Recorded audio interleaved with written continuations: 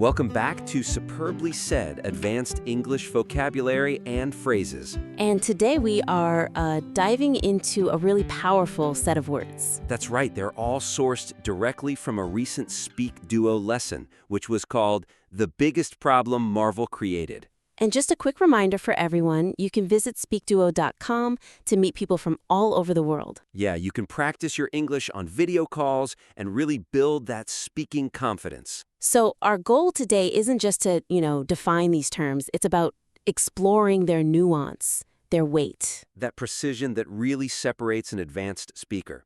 So let's start with a big one, a concept about longevity, to endure. Right. At its simplest, it means to last for a long time or stay popular. But I find that definition a little thin.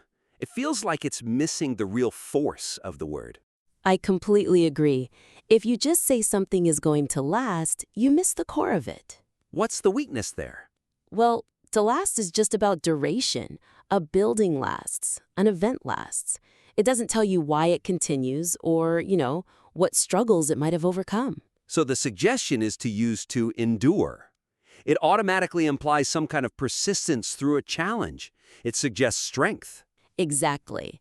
And when you're talking about something like art or culture, the stakes are higher, right? Mm-hmm.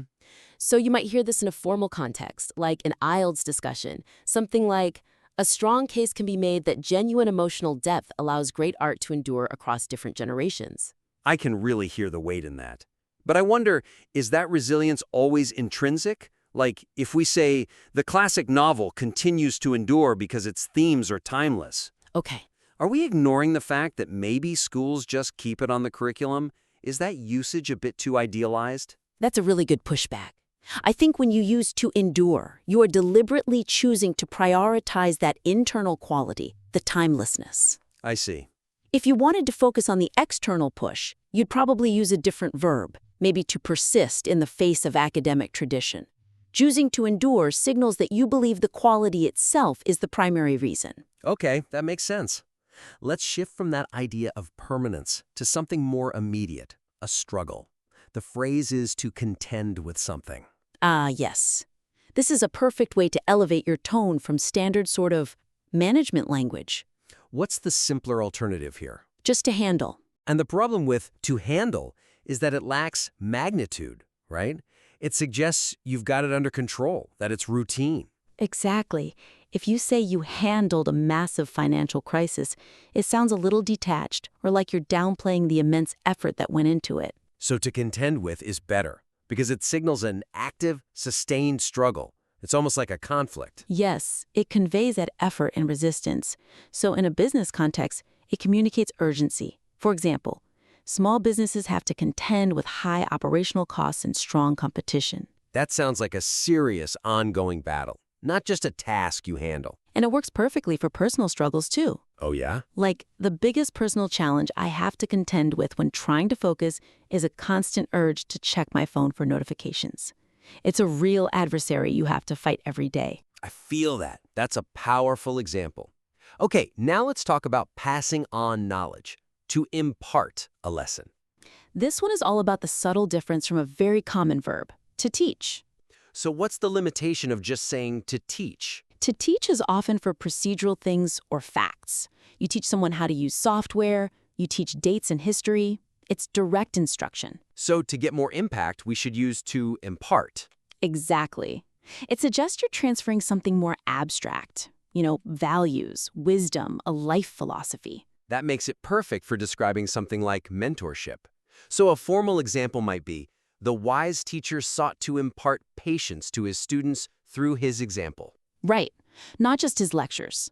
And reflecting on personal growth, you could say, my parents tried to impart the importance of finishing whatever I start. That's a core value, not just a skill. I get it. Okay, next up is a compound phrase, one that's really essential for strategic communication, scope and breadth. This refers to the extent, the range, or the size of a project. And we should probably spend a bit more time here, because combining these two words gives a much richer picture than just saying scale. Right.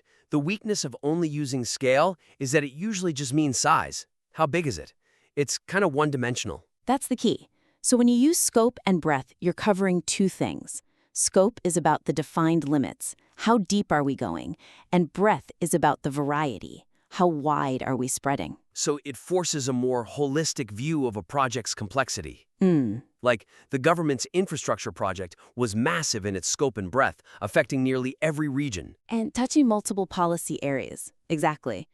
Or if you're planning a side project, I prefer to start small, but I plan for the long-term scope and breadth to be large, giving it room to grow. It shows you're being intentional. Good point. Now for an action phrase. To rapidly pivot. This means to quickly change direction or strategy. And the comparison here is with something like to quickly adjust. But these two actions are strategically miles apart. How so? Well, to quickly adjust just implies a small course correction, a minor tweak. It's expected. But to rapidly pivot sounds much more dramatic. It is. It implies a sudden, fundamental change in your whole direction, usually because of a major failure or a huge shift in the market. Okay, but hang on. Doesn't rapidly pivot run the risk of sounding a bit like corporate jargon? Something you'd read in a press release? That's a valid concern. And if it's used badly, yes, it can sound cliché. But when you're describing a genuine strategic failure, it's actually very precise. Okay, give me an example. When the product launch failed catastrophically, the company had to rapidly pivot its entire marketing strategy. The speed and the totality of that change justify the phrase. The stakes are high when you use it, even personally, right? I had to rapidly pivot my travel plans after my flight was canceled. It wasn't just a tweak, it was a total overhaul. Exactly. Moving on to a great idiom, one that's always critical, a cookie-cutter approach. This describes a standardized, unoriginal method. And I think the key here is its negative connotation, compared to, say, a standard method. Precisely. A standard method can be a good thing. It implies efficiency, consistency, but a cookie-cutter approach is never a compliment. So you reserve this phrase to criticize a lack of creativity or customization. Right, it suggests the person using it doesn't respect the uniqueness of the situation. For instance, in business, why should you avoid a cookie-cutter approach to training? Because a generic method just won't work for the specific needs of diverse employees. Perfect. Or for consumers.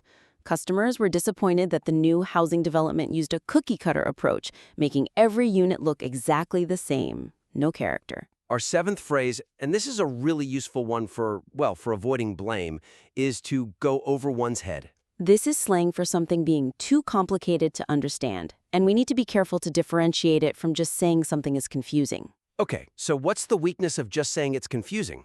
Well, confusing often puts the blame on the speaker. It suggests they explained it badly. Ah, I see. But when you say something went over your head, you're kind of acknowledging a gap in your own expertise. Yes, exactly.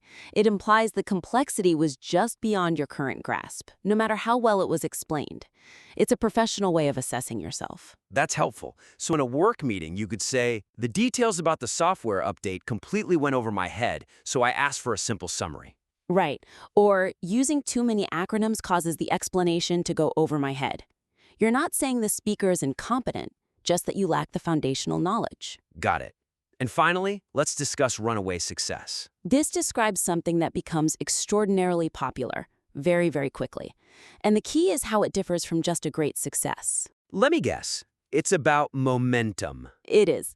A great success could be slow and steady. But a runaway success implies this rapid, almost unstoppable energy that just blows past all expectations. The speed and the trajectory are what matter. Yep, and you often hear it used as an adjective, like a runaway hit. A clear example would be, the new restaurant was a runaway success from its first week, with reservations booked solid for months. And in analyzing entertainment, appealing to a niche audience while still connecting with the masses is often the key to a genuine runaway success. So now that we've gone through those nuances, let's try to solidify this. We're going to move into a quick quiz. All right, let's test ourselves and see if we can apply the ideas we just discussed. Okay, question 1. What quality allows certain music to endure for many generations? Is it option A, the presence of strong financial backing and consistent promotion? Option B, the composition's ability to last for a long time or remain popular due to genuine emotional depth and timeless themes? Or option C, its capacity to withstand rigorous academic scrutiny. Feel free to pause here if you need to think about the answer. For to endure, Okay, the correct answer there is definitely option B. We talked about how to endure implies that intrinsic quality like emotional depth that allows it to last beyond just simple duration. Perfectly put. Question 2. What is the biggest personal challenge you have to contend with when trying to focus on work? Is it option A, the need to consistently ignore the urge to scroll through my phone? Option B, the obligation to report all work activities to a superior? Or option C, the financial difficulty of maintaining a home office? Take a moment to really think about what it means to contend with. and the answer has to be option A. To contend with means to struggle with a significant, ongoing challenge. That fight against digital distraction is a perfect example of a continuous effort. It's not a routine task. Right. Question 3. What important lesson did your parents try to impart to you? Option A. They attempted to teach me complex, abstract thinking skills. Option B. They attempted to influence my behavior by communicating the need to finish what I start. Or option C. They sought to transfer knowledge or instill the wisdom that consistency and effort are crucial. This one's subtle. It is. Consider the deeper meaning of to impart before you choose. The correct answer is option C. To impart is really reserved for communicating that abstract wisdom and those core values, like the importance of effort, rather than just instructions or facts. Excellent. Question 4. When starting a side project, do you plan for a small scope and breadth or think big? Option A. I prefer to begin small but ensure the project's extent, range, or ultimate size is designed to be large. Option B. I prefer to immediately start with a project that requires massive financial investment. Or option C.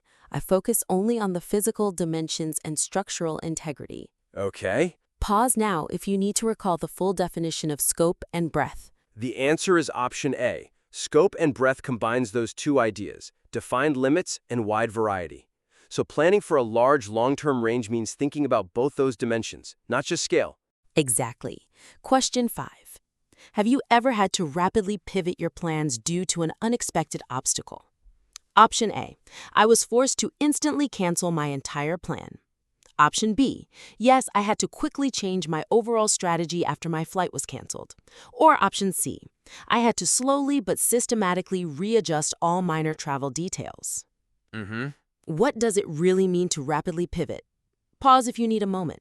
The answer is option B. A flight cancellation requires a fundamental strategic change, a rapid pivot. It's not just a minor adjustment or a slow change. The speed and significance are what matter. You got it. Question 6. Why should a business avoid a cookie-cutter approach when training diverse employees? Is it option A, a complex and customized method is too expensive? Option B, a generic, standardized method will fail to address specific learning needs? Or option C, the method emphasizes individualism, resulting in inconsistency? This one feels direct. Think about why a cookie-cutter approach is almost always a weakness. And the answer is B. We said a cookie-cutter approach is an inherently negative phrase. It means the system is too generic and fails because it ignores the need for customization. Correct. Question 7. When talking about technical topics, what common mistake causes the explanation to go over your head? Option A, when the speaker simplifies a topic too much. Option B, when the speaker consistently pauses to check for understanding. Or option C, when the speaker uses too many acronyms and excessive jargon. When does something truly go over your head? Pause to decide. The answer is C. When something goes over your head, the complexity is just too high for your current knowledge base. And excessive technical language, like jargon, is the most common reason for that. And our final question, number 8. What element separates a minor success from a genuine runaway success in entertainment? Option A, the project appealed to a small niche audience without making a profit. Option B, the venture received positive reviews and maintained steady sales. Or option C, The project achieved extraordinary popularity quickly, appealing to a mass audience. The final one. Think about what differentiates a success from a runaway success. The answer here is option C. A runaway success has to be defined by that rapid, extraordinary popularity and momentum. It's not about steady or minor success. And that's it. We covered 8 really powerful phrases today, and I think we focused on how that specific word choice can dramatically increase your sophistication. Yeah, especially when you're analyzing strategy or challenges. Remember that choosing to endure suggests that intrinsic value, and using to contend with correctly conveys a real high-level struggle. We also talked about the strategic importance of a rapid pivot instead of just a minor adjustment, and why using scope and breadth is so much richer than just talking about scale. So if you want to integrate these phrases, whether you're trying to impart a complex lesson or just making sure technical details don't go over your head, continuous practice is really the only way. And this entire critique came from SpeakDuo Lesson 1132. You can find more structured practice and get AI feedback to improve your fluency at SpeakDuo.com. Join us next time for another critique.